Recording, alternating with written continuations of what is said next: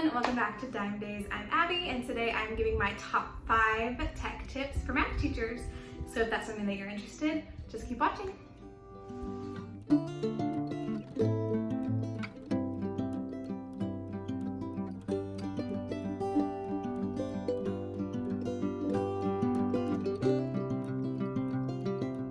Hello! So I just finished my first class. So I'm about to curl my hair.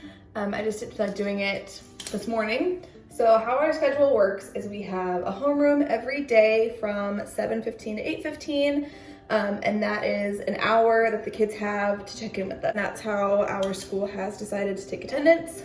And then on Mondays, we have a class that is like an extra class. It's usually not a graded class, but it's graded right now just to make sure that the kids are doing it. And it's like an intervention class. It is character education. It's all this stuff. I don't know, I'm like a fool with that. So I just finished that class. We played a gym kit, which was super fun. It was about dogs, just to get their brains rolling.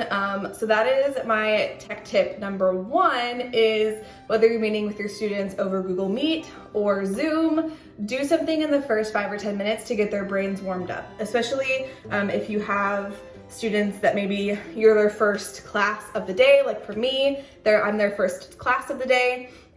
So I wanted to make sure that their brains were warmed up. You know, they're working from home, they're doing, you know, they're just waking up sometimes. So I like to make sure that within the first 5 or 10 minutes, we just do something fun. It creates great classroom culture.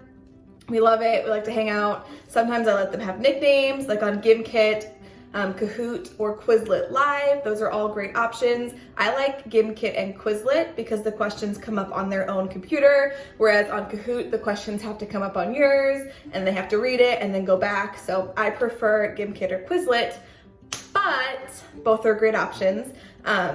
So that is tech tip number 1 is to, when you're, coming in to Google Meet, do something fun.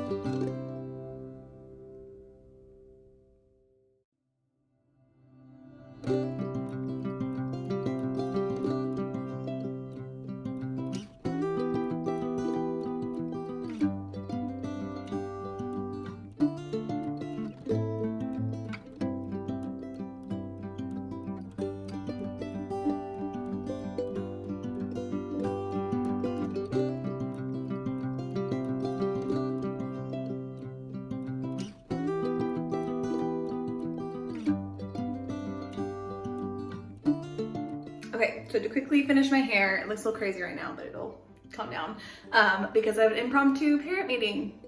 So happy Monday to me, but I'll get that meeting done and then I get to go to school and I will share more tech tips with you guys when I get there. I love my classroom. So my next tip is to have multiple devices. So I know this isn't necessarily possible for everyone, but honestly, when I was doing workshops from home, I was just using my computer laptop and my phone. And I would have my Google Meet up on my laptop that I would be presenting from. And then on my phone, I would have the chat up so that I could monitor that and make sure students were using that inappropriately. But at my classroom, this is the setup that I have. Okay, so in my classroom, I have my school computer. This is a student Chromebook that they let me borrow. And then I also have my smartboard. So if you don't know, if you project something on your laptop to your smartboard, you can extend the displays so they're not duplicated. And then you can choose just to share this screen here. That way you can have anything else up on here that you'd like, whether it be another Google Meet with the chat or anything. We played Jeopardy today. And so I used my phone, this Chromebook, my laptop, and my smartboard to host Jeopardy because I had them get into multiple Google Meets. So it was really fun. So again, my biggest tip number 2, whether it be that you have access to your classroom and you can use this technology or not, just a computer and your phone, whatever you can do, have multiple devices. That way you can monitor what you are doing and presenting, but also the chat that the students may or may not be misusing. Okay, and tip number 3 is to use Padlet. So I think sometimes as math teachers, we can forget that students can use more than just numbers. So I like to utilize Padlet as my weekly question of the week. So I'll post a question in there and then they can respond. And the fun part about Padlet is they can change the color of their box, they can add a Giphy, they can add a picture. So I really like to utilize Padlet because it just gives me a way to get to know the students a little bit more outside of math. And tip number 4 is to use Edulastic or Edulastic, however you want to say it. So if you've not heard of Edulastic, it is a great website where you can filter questions by standard. So I just did an assessment where I filtered for the standard that I was looking for, and I was able to create a 25 question test that is very comparable to, in our state, AZ Merit. It's very comparable to that online test. So if your state is still pen and paper, I'm sure there's questions that are similar on there as well, but our school, our state test is all electronic. And so these questions are very similar to what our students will be seeing on AZ Merit. So they're kind of used to the function of dragging and dropping things, where they can click on the tools to find the calculator. So I just love using Edulastic, again, whatever you call it, to assess my students, especially virtually. Because if I tried to create a Google form, yes, there's a Quake.io, but really Google form is not made for math testing. Yeah, it's great because you can lock the student's Chromebook, but honestly, it just takes way too much time and effort, especially, I just taught coordinate planes. So that would take me a very long time to make a Google form for my coordinate plane test, or I could just go to Edulastic and click on my standard and then just filter by the questions there. So again, Edulastic, I think you can pay for the premium, but the math team at my school, we just all have the free version and we love it. It's easy to use, student friendly, the students like it, and then you have different options where you can let them retake it, or you can give them the answers to it or whatever. So there's all of these great options. And again, I really, really love it because it is so comparable to our online state test. And my last and final tip number 5 is to use resources that are already out there. There are so many amazing math videos already made on YouTube, on Virtual Nerd, on Khan Academy. There is a plethora of information that you can find, and then you can use Loom to insert yourself into those videos so that your kids kind of see your face, which I think is amazing. But if you want to make your own videos, what I am doing is I'm recording my workshops. So let me preface this. We're doing, like we said, a block schedule. So we have our students for the first 5 weeks of the school year, or of the quarter, and then we have a different set of students for the last 5 weeks of the quarter. So what I taught my kids week 1, I'm gonna repeat.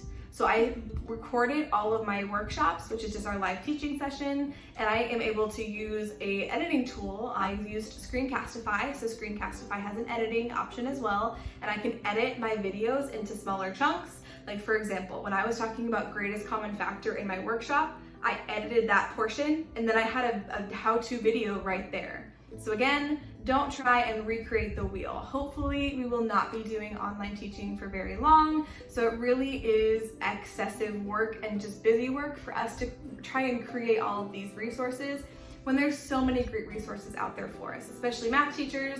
Teaching math online is hard. Like I just taught coordinate planes online, which is insane because it's such a hands-on topic.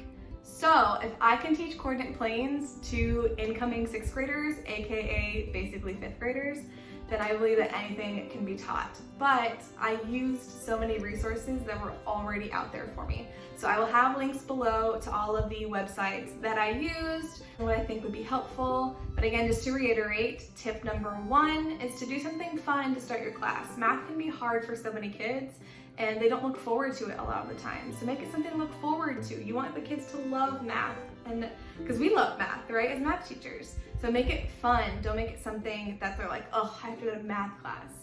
Tip number 2 is to make sure that you have multiple devices. Again, if you are able to go to your school, that's amazing, or to use your cell phone. I was using my iPhone for a long time. Tip number 3 is to utilize Padlet to create that classroom community. Number 4 is to use Edulastic or Edulastic. Tip number 5 is to make sure that you are using what's already out there. There are so many great math resources and videos out there, and I will link some of my favorites, like I said, down below.